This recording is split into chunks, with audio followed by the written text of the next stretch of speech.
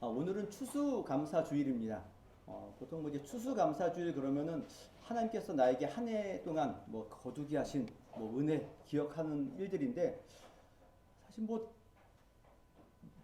1년 동안 아무것도 없다가 추수감사주일날 확 거둬들이고 이래야 이게 뭐가 좀 마음에 와닿는데, 뭐 어차피 여러분들이 추수하는 것도 아니고 매달 뭐 월급 받으시잖아요.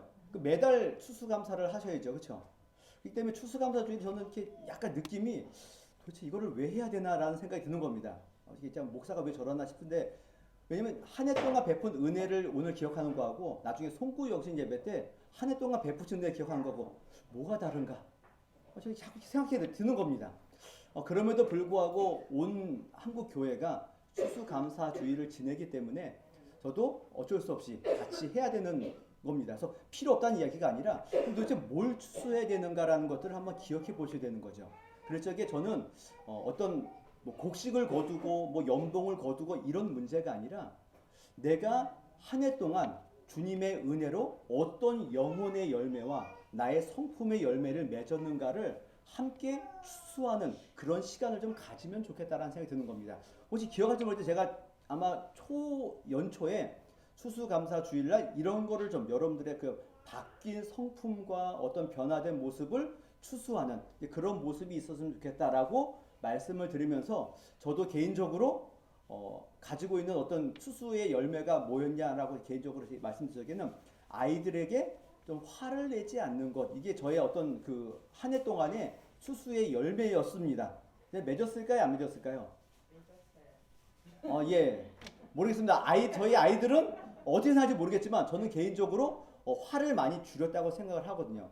화를 많이 줄이고 아이들을 존중해주고 라는, 모르겠습니다. 저희 아이들과 얘기는 안 해봐서 모르겠지만 저는 개인적으로 저는 그렇게 생각합니다. 그래서 저는 추수감사 주일날 뭘 드릴 거냐라고 저는 아이들에게 화를 내지 않는 것을 주님께 드리겠습니다. 그런 성품을 좀 가졌습니다.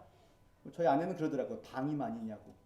모르지만 하여튼 저는 개인적으로 그런 느낌이 드는 겁니다. 여러분들도 오늘 어차피 지났기 때문에 뭐 이제 뭐 찾기 어렵겠지만은 추수감사 주일날 뭐 헌금 갖고 오고 뭐 이런 것도 중요하겠지만은 그런 거 말고 한 해 동안 내가 하나님께 어떤 은혜로 나의 영혼을, 나의 성품을 주님께 드릴 것인가, 이런 것들을 좀 기억했으면 좋겠고, 오늘 이 시간이 지난 이후에라도 여러분 하루 종일 생각해 보시면서 하나님, 내가 한 해 동안 어떤 성품으로 주님 앞에 추수를 했습니까? 이런 것들을 함께 생각하면서 나머지 주일, 추수감사주일이 예배만 드리고 끝나는 날이 아니잖아요. 오늘 하루 전체를 함께 기억해 주는 그런 시간이 되었으면 좋겠다라는 생각이 듭니다.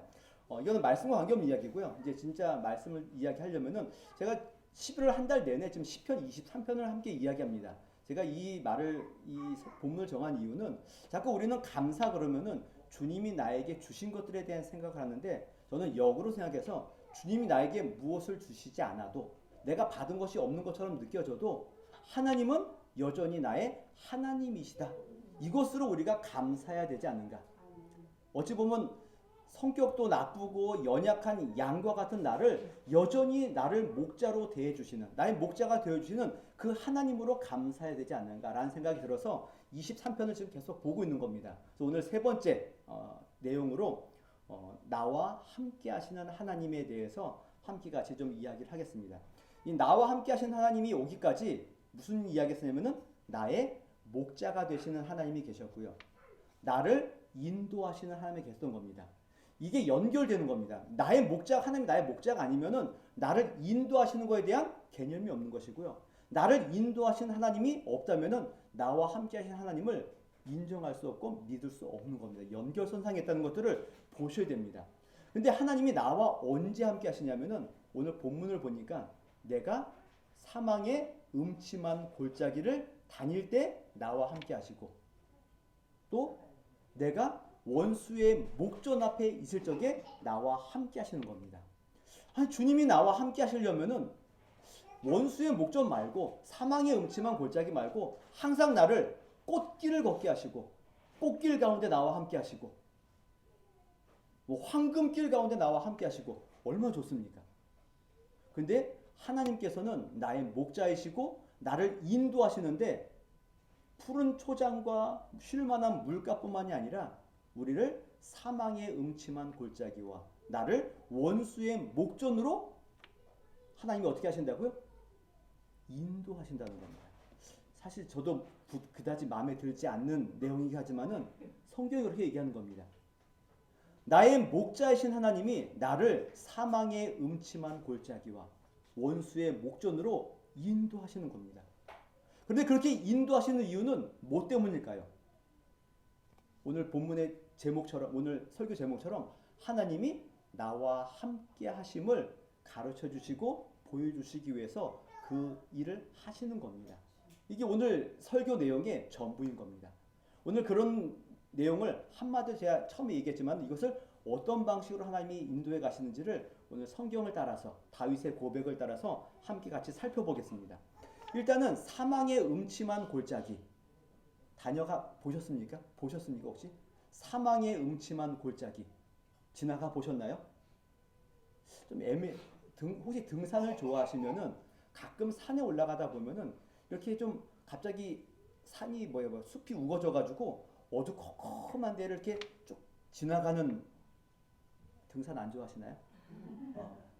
제 예전에 이제 친한 목사님들과 함께 산에 올라갔는데 등산을 올라갈 적에는 이렇게 너무 좋았어요. 왜냐면 해도 있고.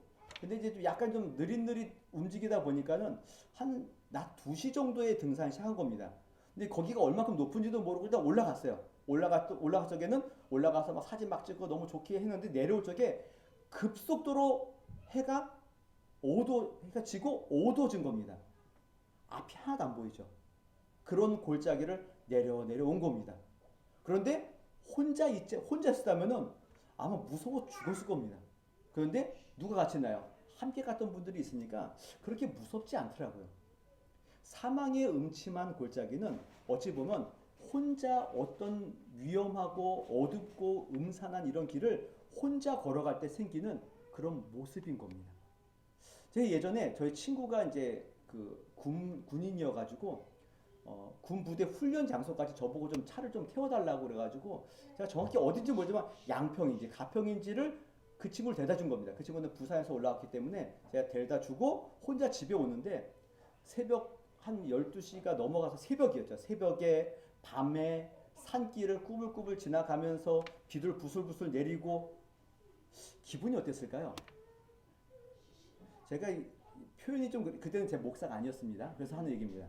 그런데 그렇게 가는데 룸밀러를 못 보겠는 거예요. 왜 못 볼까요? 그런 거 옛날에 그런 거 들어보셨죠? 아무도 없는데 룸밀러 보니까 뒤에 누가 있고 막 룸밀러를 못 보겠는 거예요. 무서워서. 왜 그럴까요? 그 분위기 자체가 약간 혼자 있고 어둡고 음산하고 비도 오고 12시도 넘었고 이게 뭔가 자꾸 사람의 그 생각과 마음이 이상해지는 겁니다. 이게 사망의 음침한 골짜기입니다. 제가 왜 이런 얘기를 드리냐면은 우리가 삶의 길을 걸어갈 적에 이런 일이 항상 있는 겁니다. 나의 육체가 힘들고 어렵고 또 나의 마음이 어렵고 힘들어서 혼자 그 길을 걸어가는 것처럼 아무도 나를 도와주지 않는 것처럼 그 길을 걸어갈 때가 있다는 겁니다. 아마 여러분 올 한 해가 어찌 보면 꽃밭길이 아니라 하나님께서 목자가 되셔서 쉴 만한 물가, 푸른 초장이 아니라 올 한 해 내내 사망의 음침한 골짜기를 계속 저와 여러분들을 몰아붙일 수도 있었던 겁니다. 아직도 그 음침한 골짜기에서 못 빠져나와서 오늘 도대체 추수감사를 뭘 감사하는 겁니까 하나님? 이럴 수도 있는 여러분의 상황일 수도 있다는 겁니다. 그런데 오늘 다윗은 이야기하죠. 사망의 음침한 골짜기. 아무도 없어서 정말 죽음의 위협과도 같은 그 골짜기를 내가 다닐지라도 나는 해를 두려워하지 않는다. 이렇게 되어 있는 겁니다. 여러분 철로역정에 보면은 크리스찬이 계속 그 길을 걸어가잖아요. 걸어가다가 중간에 이제 무슨 일이냐면은 그 겸손의 골짜기를 내려가다가 아볼론과 거의 정말 피 터지도록 싸웁니다. 엄청난 싸움에서 정말 막 간신히 이겨가지고 승리를 얻고 딱 나왔는데 아볼론과 이긴 다음에 어디를 지나가냐면은 사망의 음침한 골짜기를 지나가는 겁니다. 기껏 힘들게 아볼론과 싸웠으면은 좀 쉬게 하셔야 되는데 쉬지 않고 어디로 간다고요?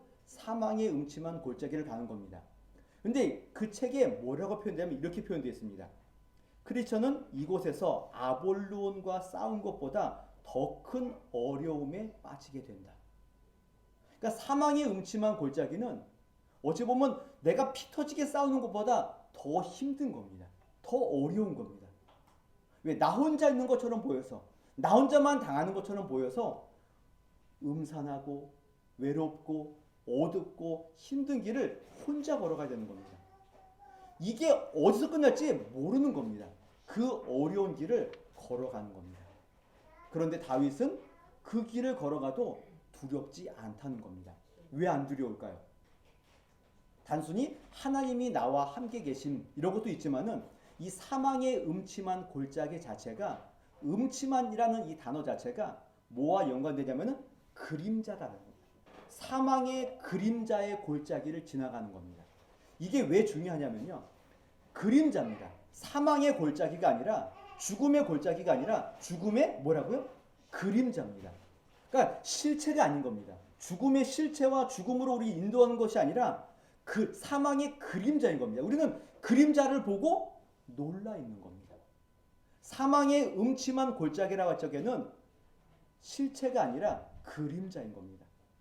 나는 이곳을 지나가면서 죽을 것 같죠? 너무 힘듭니다. 죽을 줄 안다고요. 근데 죽음이 아니라 죽음의 뭐라고요? 그림자인 겁니다. 실체가 없는 겁니다. 그렇기 때문에 우리가 두려워할 이유가 없는 이유가 여기 있습니다. 뭐 세상에서도 그런 이야기를 하더라고요. 우리가 걱정하는 일의 90%는 일어나지 않는 일을 우리는 걱정하고 있다는 겁니다. 성경으로 얘기한다면은 사망의 그림자 골짜기를, 그림자만 보고 우리는 걱정하는 겁니다. 두려워하는 겁니다. 다윗은 아는 거죠. 이 사망의 음침한 골짜기, 그림자와 같은 골짜기를 내가 지나가는 겁니다. 깨닫는 거죠. 진짜 죽음이 아니라 죽음의 그림자를 지나가기 때문에 나는 두려움이 없습니다. 그리고 그 사망의 그림자가 나를 해할 수 없다는 것을 아는 겁니다. 우리가 사망의 고통은 두려워할 수 있죠. 사실 죽음을 눈앞에 만약에 둔다면은 두려울까요, 안 두려울까요? 두렵죠. 왜 안 두렵겠습니까? 당연히 두렵습니다. 그러나 뭐는 안 두렵습니까? 사망의 고통과 고난은 두려울 수 있지만은 사망 자체가 우리에게 두렵지 않다는 겁니다. 왜냐하면은 예수님께서 이미 모든 사망을 이기셨기 때문에, 이것을 믿기 때문에 두려워할 이유가 없는 겁니다. 그리고 사망의 음침한 골짜기를 내가 다니는데, 지나가는데 이곳으로 나를 인도하시는 분이 누구시죠? 하나님이시라고요. 그래서 두려움이 없는 겁니다. 하나님이 나를 정말 나쁜 길로, 안 좋은 길로, 정말 나를 죽음으로 몰아붙이시는 분은 아니시라는 겁니다. 그분이 나를 여기로 인도할 적에는 뭔가 이유가 있겠지 이겁니다. 그래서 다윗은 두려워하지 않는 겁니다. 우리가 잘 알다시피 다윗의 삶을 보면은 나중에 후반, 그 다윗의 전체 인생을 두면 어떻습니까? 별로 좋은 날이 별로 없어요. 어렸을 적에는 부모에게 약간 무시당하죠.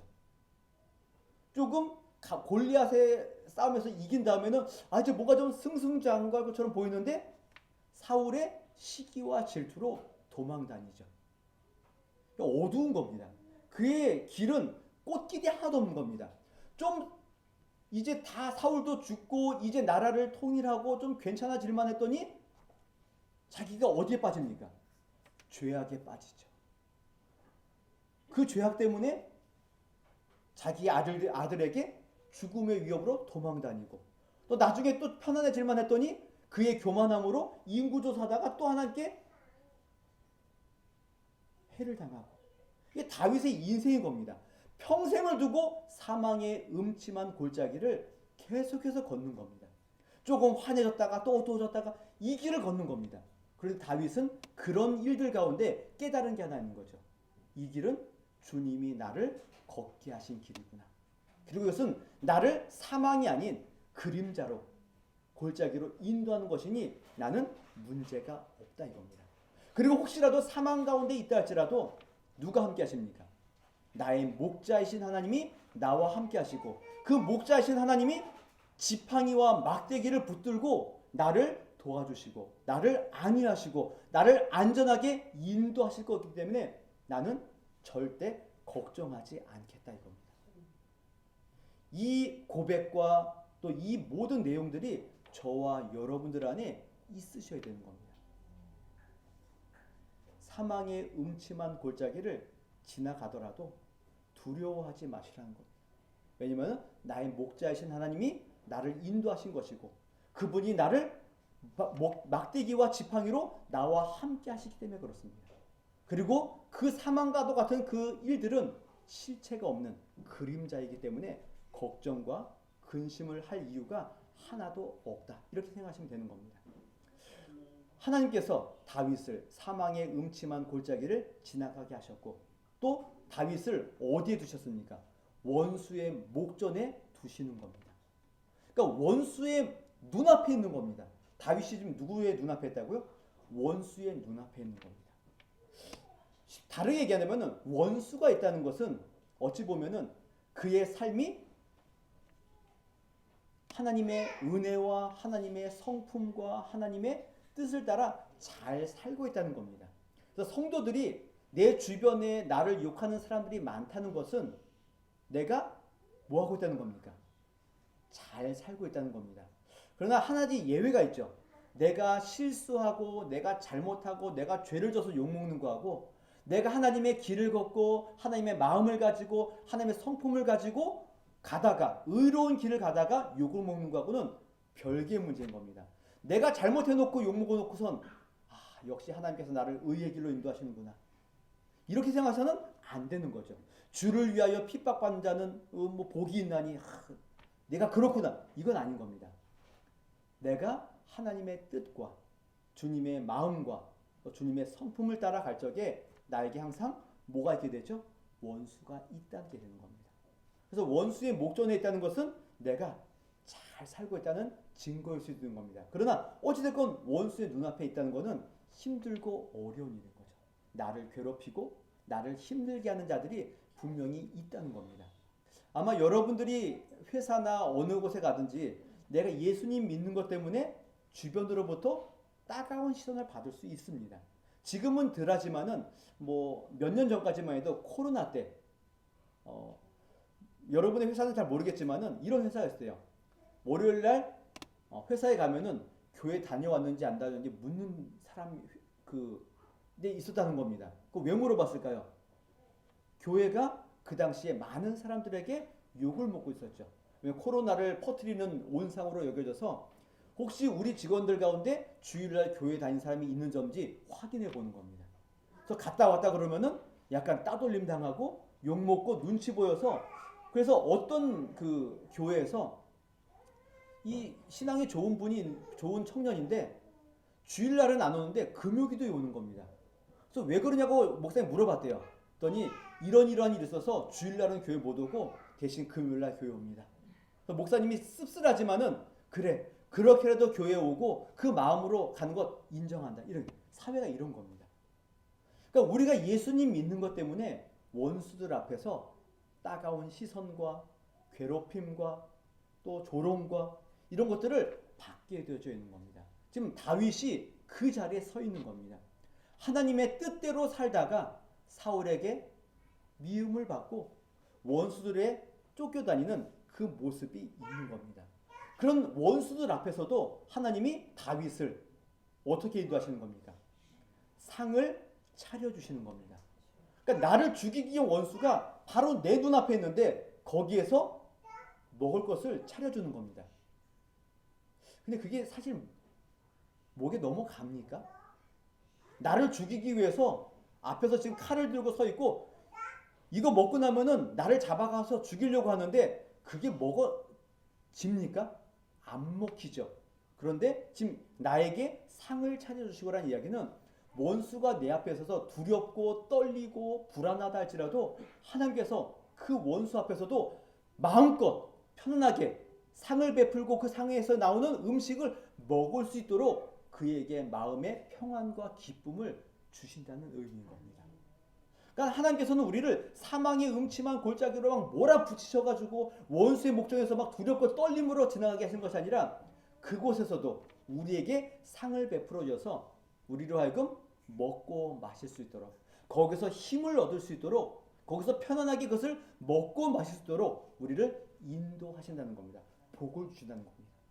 첫 번째, 원수의 목전에서도 밥을 마음껏 먹을 수 있는 평안함과 담대함을 우리에게 주시는 하나님이신 겁니다.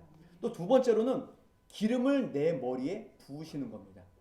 기름을 머리에 부었다는 의미는 예전에 그때 당시에 보면은 귀한 손님이 오면은 그에게 그 사람을 존중해주고 높이는 의미에서 기름을 이렇게 발라 줬다는 겁니다. 그러니까 원수 앞에서도 다윗을 높여주시고 존귀하게 만들어주시는 분이 누구시라는 겁니까? 하나님이시라는 겁니다. 그러니까 원수의 목전에서도 두려워 떨 이유가 없는 겁니다. 상을 베푸시고 기름을 머리에 바르시고 마지막에는 내 잔이 넘치도록 우리에게 은혜와 평강을 넘치도록 우리에게 허락하시는 분이라는 겁니다. 이게 좀 이해가 잘 되지 않죠? 나를 괴롭히고 나를 핍박하는 자들이 눈앞에 있는데 하나님께서 상을 베푸시고 기름을 바르시고 잔을 넘치게 해주셔도 우리에게 평안이 있습니까? 없습니까? 아니 원수는 여전히 내 눈앞에 있는데. 근데 다윗은 이야기하는 거죠. 주님이 상을 베푸시고 기름을 바르시고 잔을 넘치도록 나를 부어주셨으니 나는 아무런 두려움이 없습니다. 나는 평안합니다. 이렇게 표현되는 겁니다. 그러니까 이 얘기는 지금 바로 이 순간 나에게는 아무런 은혜가 없는 것처럼 보이지만은 이 시간을 지나다 보니 주님이 나에게 상과 기름과 잔을 넘치게 은혜를 부어 주셨습니다라고 고백할 수 있다는 겁니다. 그러니까 지금은 모를 수 있어요. 그러니까 지나간 다음에는 아는 겁니다. 여러분 시편 34편에 보면은 다윗이 이런 고백을 합니다. 너희는 여호와의 선하심을 맛보아 알지어다. 그에게 피하는 자는 복이 있도다. 되게 멋있죠. 너희는 여호와의 선하심을 뭐 하라고요? 맛보아 알래요. 근데 이 34편이 언제 지은 시냐면은 그 앞에 제목이 이렇게 되어 있습니다. 다윗이 아비멜렉 앞에서 미친 채 하다가 쫓겨나서 지은 시 이렇게 되어 있습니다. 이게 어떤 상황이냐면은 사울에게 쫓겨다니는 겁니다. 도저히 유다 땅에서 사울을 피할 곳이 없어서 다윗이 어디로 도망갑니까? 블레셋 땅으로. 블레셋과 다윗은 어떤 관계입니까? 서로 뭐 이렇게 친한 관계인가요? 블레셋의 입장에서는 다윗은 철천지 원수죠. 거의 유다를 거의 다 정복할 눈앞에 두고 있었는데 다윗이 나타나서 골리앗을 무찌르는 바람에 모든 것이 물거품이 됐죠. 그 이후에도 블레셋과의 싸움에서 누가 항상 이깁니까? 다윗이 항상 이기죠. 근데 다윗이 오죽 갈 데가 없었으면은 거기까지 가냐 이겁니다. 근데 그 앞에 갔더니 분위기가 어떻습니까? 거의 죽게 생겼거든요. 그래서 다윗이 살기 위해서 뭘 합니까? 침을 질질 흘리면서 미친 척 하는 겁니다. 그랬더니 이 블레셋 왕인 아비멜렉이 뭐라 그럽니까? 야, 우리나라에 미친 사람이 없어가지고 이런 미친놈을 또 데리고 왔냐? 그리고는 목숨을 보존하고 다시 유다 땅 아둘람 굴로 도망가는 사건을 기억한 다음에 기록한 시가 34편인 겁니다. 다윗은 갈 곳이 없고 하나님의 은혜도 없고 도우심도 없고 원수 앞에서 미친 척하면서 자기의 어떻게 보면은 그 지혜와 기지를 가지고 도망 나왔는데 그 이후에 다윗은 뭘 표현했다고요? 이곳에서 하나님의 선하심을 나는 맛봤다 이겁니다. 우리는 죽었다 깨어나도 다윗이 왜 이런 표현했는지 모를 수 있습니다. 그러나 우리도 마찬가지로 원수의 목전에서 주님이 상을 베푸시고 기름을 바르시고 잔을 넘치게 하시는 은혜를 맛볼 때만이 우리가 뭘 기억한다고요? 여호와의 선하심을 맛보아 알지어다. 맛을 못 보면은 아무도 모르는 겁니다. 이 하나님의 선하심의 맛이 어떠한 것인지 누구도 모르는 겁니다. 맛본 자만 하는 겁니다. 근데 이 맛은 언제 일어나는 거죠? 이 맛은 언제 볼 수 있는 겁니까? 푸른 초장과 실만한 물가가 아니라 사망의 음침한 골짜기와 내 원수 앞에서만 맛볼 수 있는 그 하나님의 놀라운 선하심이 여기에서 나타나는 겁니다. 여러분, 이 하나님의 선하심을 맛보아 알고 싶습니까? 저는 이 선하심이 아니라 다른 선하심의 맛보심을 좀 말씀하면 좋겠어요. 그러나 하나님께서 우리에게 이런 맛도 보여주시는 겁니다. 그래서 지금 여러분들의 삶이 어떠하든지 간에 하나님은 우리에게 선하심으로 우리에게 귀하고 은혜의 맛을 보여주신다는 겁니다. 그래서 우리로 하여금 절망과 사망과 우리로 홀로 걸어게 하는 그것으로 우리를 모시는 것이 아니라 우리로 하여금 하나님이 나와 함께 하시는구나. 그리고 그분의 선하심을 맛보아 알 수 있도록 우리를 인도하시는 분, 우리와 함께 하시는 분, 그분이 누구십니까? 나의 목자이신 여호와 하나님이신 겁니다.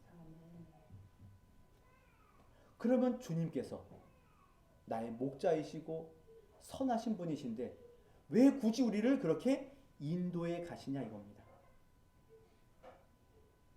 여기에는 하나 기억의 내용이 뭐냐면은 하나님은 우리를 항상 어디로 인도하십니까? 의의 길로 인도하신다는 겁니다. 이게 3절의 말씀이었죠. 주님은 우리를 푸른 초장과 쉴만한 물가로도 인도하시지만은 사망의 음침한 골짜기로 인도하십니다. 그러나 이 모든 것들이 우리를 어디로 인도하는 겁니까? 의의 길로 인도하시기 위한 방편인 겁니다. 그럼 원수 앞에 두시고 우리를 사망의 음침한 골짜기로 우리를 다니게 하실 적에도 이 모든 것이 우리를 어디로 인도하시는 겁니까? 의의 길로 인도하시는 하나님의 뜻과 계획이라는 겁니다. 이 믿음과 이 하나님의 선하심을 모른다면은 우리는 사망의 음침한 골짜기와 원수 앞에서 하나님의 의의 길과 그분의 선하심을 맛보지 못하고 계속해서 좌절하고 낙심하고 두려워하고 떨 수밖에 없는 우리의 모습을 확인할 수밖에 없는 겁니다. 그래서 그분은 왜 우리를 이렇게 인도하시는가? 첫 번째로는 주님이 우리로 하여금 겸손하게 만드시는 겁니다. 우리의 힘과 우리의 능력을 의지하지 않고 하나님만을 의지하도록 하기 위해서 이 길을 가게 하시는 겁니다. 제가 아까 처음에 천류역정 말씀드렸죠. 크리스찬으로 하여금 사망의 음침한 골짜기를 가게 하시는 이유는 하나님 앞에서 그분을 붙들고 그분 앞에서 겸손하도록 하기 위해서인 겁니다.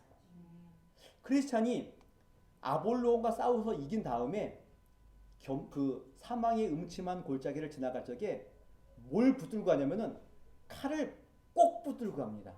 혹시라도 또 다가오면은 칼로 싸워 이기기 위해서. 근데 사망의 음침한 골짜기는 뭘 쓸 필요가 없습니까? 칼을 쓸 필요가 없습니다. 그래서 크리스찬이 칼을 칼집에 집어넣고 뭘 꺼내냐면은 기도라는 무기를 꺼냅니다. 기도라는 무기를 꺼내는 겁니다. 왜냐하면은 이 사망의 음침한 골짜기는 혼자 가는 외로운 길이기 때문에 그렇습니다. 그때 우리에게 주어진 유일한 무기는 뭐밖에 없다고요? 기도밖에 없는 겁니다. 주님을 의지하도록 하는 주님의 은혜와 주님의 도우심과 주님의 힘이 아니고서는 이 길을 따라갈 수밖에 없는, 이 길을 걸어가고 이길 수밖에 없는 일은 주님밖에 없기 때문에 기도하는 겁니다. 기도의 무기라는 겁니다. 그래서 우리로 하여금 어렵고 힘든 길로 인도하시는 이유는 우리로 하여금 겸손하고 하나님을 의지하도록 하기 위한 방편인 겁니다. 사도 바울도 고린도후서를 기록하면서 이런 표현합니다. 형제들아, 우리가 아시아에서 당한 환난을 너희가 모르기를 원하지 아니하노니 힘에 겹도록 심한 고난을 당하여 살 소망까지 끊어지고 우리는 우리 자신이 사형 선고를 받은 줄 알았으니, 자기의 어려움을 이야기하는 거죠. 내가 이렇게 어렵게 고난을 받았다. 너희들이 알았으면 좋겠다. 왜 이런 얘기를 했을까요? 야, 내가 이렇게 힘들게 사도직 감당하는 거니까 너희들 내 말 잘 들어. 그런 건가요? 자기를 뽐내기 위한 건가요? 아니죠. 바울이 이렇게 얘기합니다. 이는 우리로 자기를 의지하지 말고 오직 죽은 자를 다시 살리시는 하나님만 의지하게 하심이라. 이거를 알려주기 위해서 너희들이 나의 환난을 알았으면 좋겠다 하는 이유는 내가 이 환난 가운데 누구를 의지하는가를 너희들이 알았으면 좋겠다. 이거를 보여주는 겁니다. 그래서 바울이 이 모든 환난 가운데서도 하나님을 원망하고 불평하지 않습니다. 왜냐하면 이 일을 통해서 내가 하나님을 더욱더 붙들고 하나님을 더욱더 바라보고 하나님을 의지했기 때문에 나는 이 환난이 어렵지 않다. 이 환난 때문에 하나님을 내가 원망하고 불평하지 않는다. 지금 그 말을 하고 있는 겁니다. 다윗도 동일한 이야기를 하고 있습니다. 그리고 내가 힘들고 어려울 때 주님이 우리를 그냥 힘들고 어려운 자리를 계속 보내는 것이 아니라 그때 우리를 어떻게 하시나요? 하나님의 구원의 능력이 얼마나 크신지, 그분이 우리와 함께 하셔서 그 어려운 길을 어떻게 걸어가게 하시는지를 주님이 보여주신다고. 그 구원의 은혜를 우리가 감사할 수 있도록 하나님께서 우리와 함께 하신다는 겁니다. 그래서 뭐가 있었나요? 상을 베푸시고 기름을 바르시고 잔이 넘치도록 언제요? 원수의 목전 앞에서도 그 일을 해 주셔서 그 은혜와 능력을 우리에게 베풀어 줘서 우리로 하여금 하나님의 은혜에 감사할 수 있도록 인도하기 위해서 우리를 사망의 음침한 골짜기와 원수의 목전으로 우리를 인도하시는 겁니다. 하나님을 의지하고 그분의 은혜에 감사하도록 하기 위해서 이 길을 걸어가는 겁니다. 그리고 이 길을 걸어간 이후에는 우리가 어디에 가 있는 겁니까? 우리의 영적인 모든 면들이 성숙해져 있고 우리의 신앙이 한 단계 자라가고 있음을 확인할 수 있을 것입니다.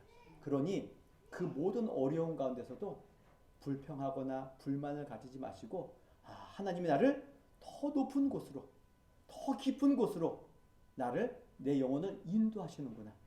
나로 하여금 주님을 더욱더 붙들도록 하시는 하나님의 선하신 인도하심이구나. 이것들을 확인하시면서 주님 앞에 감사와 찬송을 올려드리시는 복된 성도들이 되셨으면 좋겠습니다. 아마 지금은 이 고백이 안 나올 수 있습니다. 다윗도 그때 당시는 아마 성경에 나와 있지 않지만은 많이 울고 많이 하나님을 원망하기도 하고 불평했을 수 있습니다. 그러나 그것을 겪은 이후에 나중에 노년에 와서 지금 이 고백을 하는 거죠. 그 어려움과 힘든 모든 것들을 정말 열심히 견디고 인내하면서 이 자리에 온 다음에 뭐라고 표현한다고요? 여호와는 나의 목자이시니 내게 부족함이 없습니다. 주님이 나를 사망의 음침한 골짜기로 내가 다닐지라도 내가 해를 두려워하지 않으면 주님이 나와 함께 하십니다. 주님의 지팡이와 막대기가 나를 안위하십니다. 내 원수의 목전 앞에서도 내게 상을 베푸시고 내가 기름을 바르게 하시고 내 잔이 넘치게 하시는 그 하나님의 인도하심과 은혜를 내가 믿습니다.